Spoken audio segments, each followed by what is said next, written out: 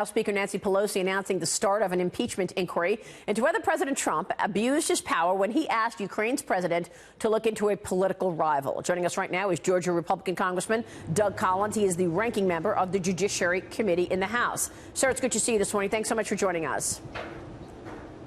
Hey, Maria, it's always good to be with you. You just heard my conversation with Rudy Giuliani, I hope. Give us your reaction to this inquiry into impeachment. Well, first off, let's start. Rudy is a passionate defender of this president. I mean, he's watched this president be attacked for over 3 years, and he is simply doing what an attorney is supposed to do, and he's presenting that. That's his job. But let me go back to what's going on in the House and where this is at right now. This week, we saw a dark day in the House. We saw Speaker Pelosi abuse her oath of office, if you would, by abusing the role of the Speaker by saying an impeachment inquiry had started, and they were sending it to the Intelligence Committee, where you have a gentleman who has a habit of lying about the facts, Mr. Schiff.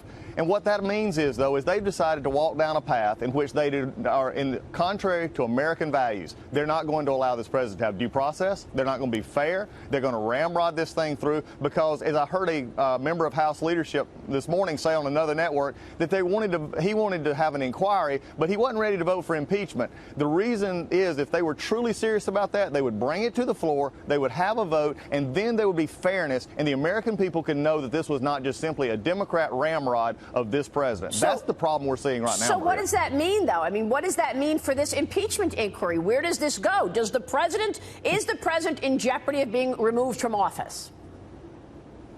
No, he's not in jeopardy of being removed from office. He's in jeopardy of having to continue the onslaught of lies and attacks and half-truths from a one-sided investigation in the House. This is something, from my position as ranking member of the Judiciary Committee, all you've had to watch is our committee completely fall apart under investigation. In fact, anytime they've been we've allowed to have investigations, whether it be the Mueller report or these ridiculous hearings that Chairman Nadler's had in Judiciary Committee, it has always tended to has shown that the president has done nothing wrong. That the collusion was a false narrative, that the conspiracies, all these things were false when you actually investigate. So now they've decided, let's throw that out the window because that's not working for us. Fairness is not working. Being on the right side of the American people is not all right. So we're just going to ramrod it through. That's what's happening right now. Look, I want to ask you about the whistleblower and the rules around a whistleblower. We know that in the actual transcript, we see that, in the actual complaint, rather, the whistleblower says, I do not have direct knowledge of this. That is in the complaint. But I was told this, and I trust the people who told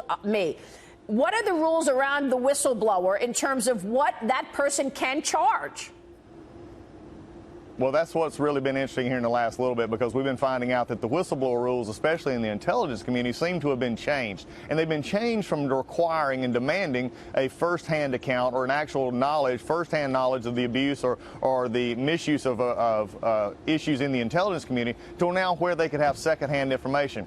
If you look at the whistleblower report, even besides the transcript and everything else, comparing the two is really interesting because it seems to be a very well-written document, multi-sourced. If this was a piece for the New York Times or the Washington Post, that might be what you expect. But you don't expect this in what comes to form as a legal document, accusing a president of doing something in a illegal fashion and doing so from second-hand information. Now, as we go forward here, is that going to be the standard that has been changed now in the intelligence community to where basically anybody there can take any report that they want to over the water cooler or wherever and decided to file a complaint? This is more serious than this. This president and our country deserves better than what we're seeing right here. They may deserve better, but Congressman, that's not what's happening. The Democrats are in charge, and they are going to be investigating this, and they want the president out of office. What are you going to do about it as the ranking member of Judiciary? Well, it's been a really interesting week because it seems like the Judiciary Committee is, again, in this ramrod that Speaker Pelosi, and frankly, just degradation of the House rules, is saying now, well, we're going to do an inquiry with not being an inquiry into the Intelligence Committee. We're going to keep following the rules, but we're also going to say this. In just the next few weeks, I think we're going to see the Inspector General report of the Department of Justice come out. We're going to go back to the real area that we need to be concentrating on here, is how this actually got started. Hopefully the Senate will be having hearings, and I know Lindsey Graham will be doing that, and we'll be looking at this, and they're going to have to deal with an entire picture. They're rushing to judgment, Maria. Keep this clearly in mind. They're rushing to judgment because they know time is running out, and they're desperate for this president not to win next year. This is the derangement syndrome in the House right now. Are we going to see indictments, prosecutions of the people who did the wrongdoing coming out of the FISA abuse story and after the IG report? Where is the accountability?